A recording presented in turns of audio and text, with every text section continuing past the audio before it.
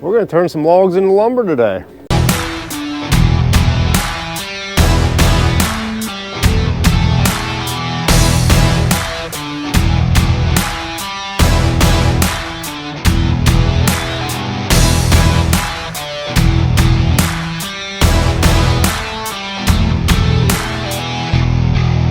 Hey guys, welcome back to the channel. So if you've been following along the last couple weeks, you know I marked some timber, I logged some timber, and today we're going to cut it, or at least try to. It's about 1 degree this morning. I've been kind of hiding out, trying not to run the mill in this cold, but the cold's just not breaking, so I gotta get stuff done here. So today is the day. I'm gonna fight it and try to get some of these logs milled. So I thought this might be of interest to you because, well, obviously we've got these huge, giant white oak logs that are real beauties here.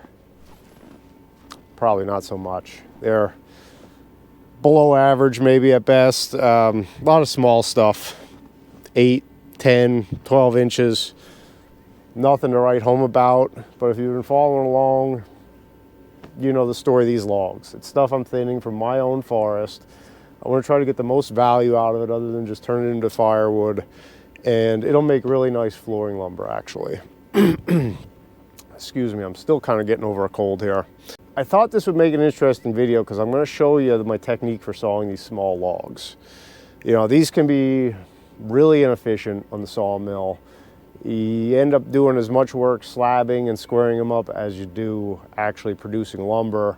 You don't get near as much yield as you do out of a big log, so you end up spending a lot of time for less lumber. So I have 2 techniques I'm going to do here that I'll show you. The number one thing is going to be the way I normally saw. So I will square one face, flip it 180 degrees, square another face, stand it up, and then I'll eventually get to a square cant and I'll slice boards out of it that way. That's pretty typical. That's the way you've seen me saw in the past. That's the way I like to saw. On a bigger log like this, that's going to work out. When you have something like this, that's incredibly inefficient. Till I square this up, I'm going to be left with like a 5x5 at most, maybe less. And it's just not really that worthwhile to take those slabs off and get that little tiny cant and slice through it. So in that case, what I'm going to do, I'm going to put my edger to work, and this is where the edger is really going to shine for me. And I'm just going to slice through this straight through. That's what they call live sawing. And I'm just going to make straight 1-inch boards, and then I'm going to send them to the edger and just edge them, and then I can get some wider stuff. And yes, you're going to saw through the heart, but I do that anyway because I'm not taking a cant out of the center. So there's really not going to be a whole lot of difference there for me, but I'll get a wider board. And since it's flooring material, when it comes time to make the flooring, then I can rip that heart out or whatever I choose to do with it. So I actually have a helper today, which is rare. So that's going to make this even more efficient for me because I can just keep breaking down these logs and sending them down the line, and he can run the edger and edge the stuff for me and stack it. So we should be able to go through this pretty efficiently. I got about 30 of these little logs here. So we're going to try to get something started here and warmed up and then get to work. The mill doesn't want to start right now in 1 degrees, believe that or not. So I got my little cancer cannon torpedo heater, blowing some hot air on it. Going to try to get it warmed up a little bit. We're going to try it again. So I'm going to try to get everything warmed up a while, and we'll just see if we can get some lumber made. Well, we got the edger started.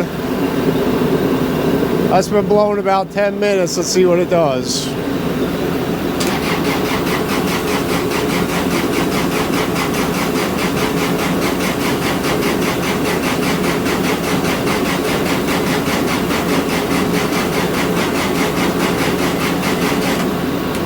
Better give it a couple more minutes or I'm going to have a dead battery. Well, I got it going. Not without a fight, though. I felt bad starting that poor girl. Tell you what, though, that little torpedo heater runs on diesel fuel. It just got it, and it is worth its weight in gold this week. It's saved my butt a couple times already. So we sawed a few to make sure everything was up and running. warmed up a little bit, and everything is working, albeit slowly. But the one problem I'm having, the sawdust is frozen to the boards. These logs are actually frozen, and it makes it very hard to see your grade when this is coated on there. So I've been taking a drywall knife and trying to scrape it the best I can, just enough to see if it's a clear board or a character board. It slows things down tremendously. That's not so much fun, but I'm dealing with it, and we're making some lumber.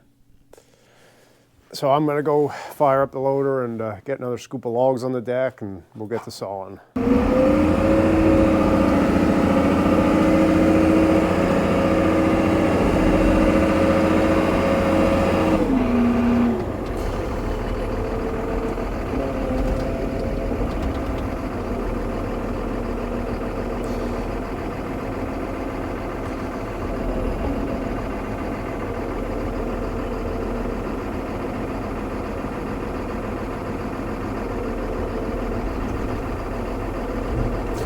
If you guys can't really see because of that glare in the window, well, guess what? I can't either.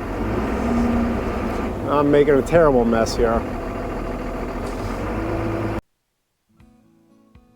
All right, so let's get to sawing here. That's about a 10-inch chestnut oak log. It's got a little hook in it, which unfortunately is pretty common with the chestnut oak. They all seem to have a little bit of a hook at the base, so you never get anything terribly long out of them, but it does make nice wood. For those of you that don't know, chestnut oak is a member of the white oak family, so it gets sold as white oak. You know, inside of white oak and red oak, there's several different species that are categorized as one or the other, just like pin oak is a member of the red oak family, even though it's not true North American red oak, and this isn't true white oak. They all get classified and sold for lumber purposes as red or white. So this is dead simple. I'm just sawing through, just like I explained. So I open it up, take a cut or two till I get a nice flat, stable face that I can roll it over. Obviously you can't saw right down to the bed this way, because when you get to the bottom it's gonna be a weeble wobble. So you take a couple boards off of one side. I usually just, there's no real rhyme or reason to this. I just saw down till I hit where my backstops are about set. Because on this first face, when you're sitting on bark, you can't really lower your backstops, because then the log will twist and turn a little bit, and then you won't be cutting a square board. So I'm just dragging them back to Jeff, who's working the edger. I kick them back on the roller tables and he takes them from there.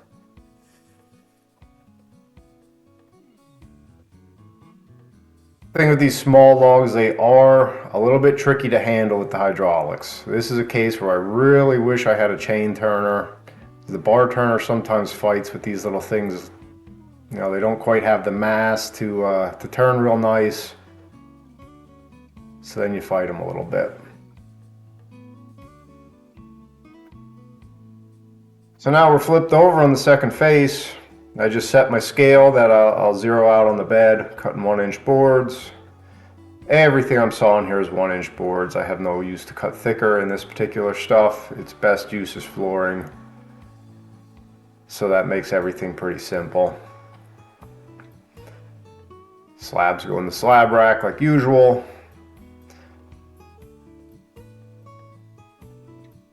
And then I am grading this stuff as it comes off the mill. If it has no knots in it, it's a select board.